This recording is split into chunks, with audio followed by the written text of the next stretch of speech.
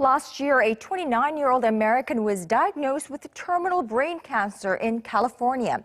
Rather than let the illness take its dreadful course, Brittany Maynard moved to Oregon, where a death with dignity law exempts doctors from prosecution with some safeguards if they prescribe life-ending drugs to terminally ill patients who ask for them.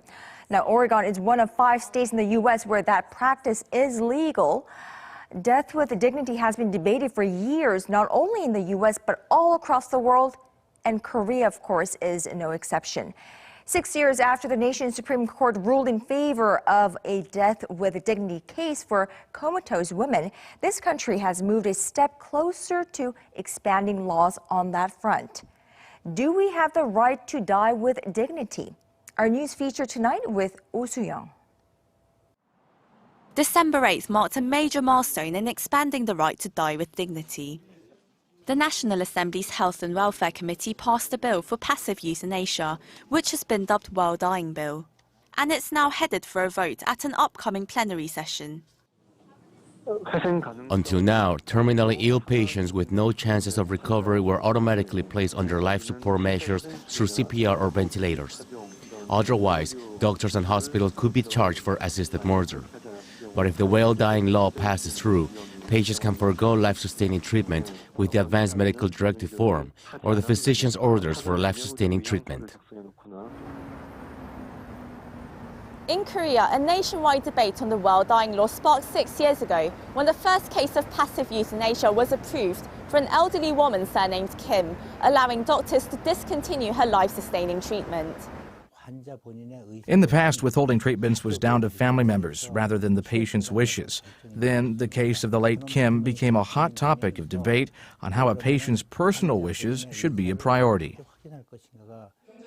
Now, after numerous discussions over the years, the National Bioethics Committee has proposed that the Health Ministry create a legal framework on life-sustaining treatments. And the recent passing of the 웰다잉 law, the topic of death with dignity has taken an unprecedented turn.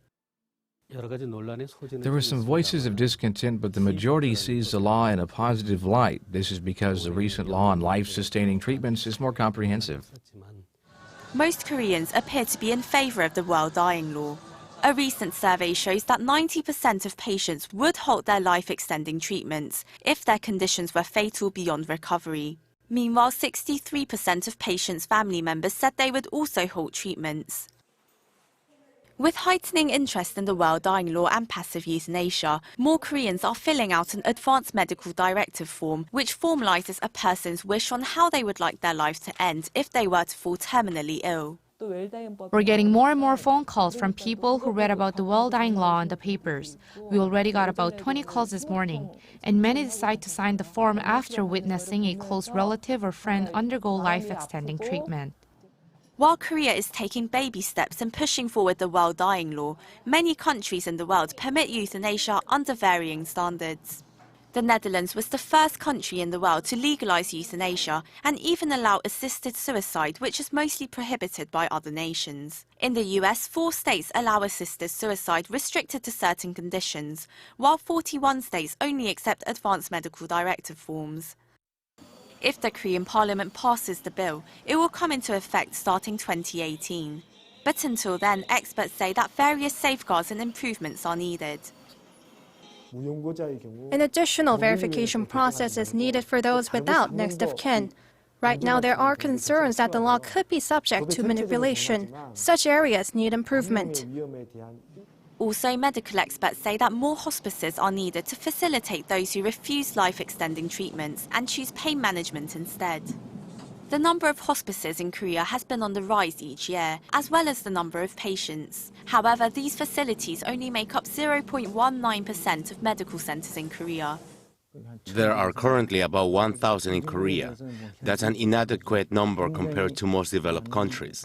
If the law is enforced, there will be a severe shortage when it comes to accommodating the growing number of patients. That's why the government needs to invest in more facilities. The bill for death with dignity is being debated across the nation, and many wonder what kind of impact it will have on the Korean society. The cultural emphasis on filial duty makes the discussion of their parents' deaths seem like a form of disrespect. But as this law takes course, families will naturally begin to discuss the topic more openly. Once the well-dying law comes into effect, it will provide terminally ill patients with the choice to end their life naturally, without artificial life-extending treatments. The law also brings forward a chance for retrospection and a more open discussion on the inevitable topic of death. Oh Soo, Arirang News.